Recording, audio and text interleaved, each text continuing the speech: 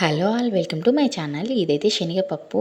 ఈరోజైతే ఒక మంచి all time my favourite food అని అయితే చెప్పుకుంటా. నిజంగా మా ఇంట్లో అయితే అడిగి మరీ అమ్మతో అయితే చేయించుకుంటాను దీన్ని. నాకు చాలా ఇష్టం.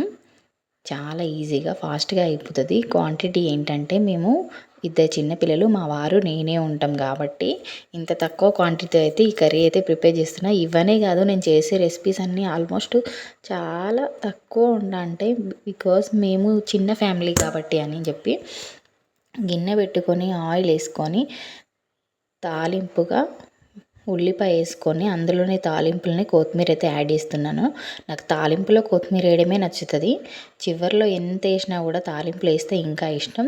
ఈ తాలింపులో కొంచెం అల్లం వెల్లుల్లి పేస్ట్ వేసుకున్నాక మనం ముందుగా కడిగి నానబెట్టుకున్న శనగపప్పు వేసుకున్నాక 2 నిమిషాలు ఈ అల్లం వెల్లుల్లి పేస్ట్లో మొత్తం మగ్గినాక అందులో ఆలుగడ్డ అండ్ టమాటో, పసుపు, కారం అండ్ ఉప్పు కూడా యాడ్ చేస్తున్నాను. వీటిని మంచిగా కలుపుకోవాలి. మసాలా మొత్తం అన్నిటికీ పట్టేలాగా చాలా బాగుంటుంది.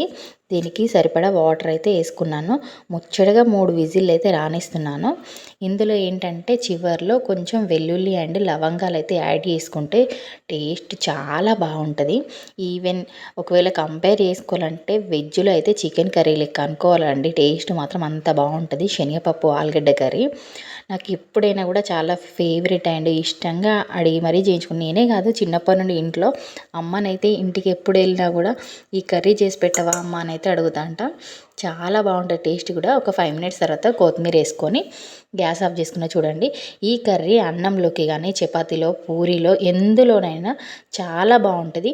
3 విజిల్లు వస్తే సరిపోతుంది. కావాలంటే ఎక్కువ కూడా రావచ్చు. Thank you for watching my vlog.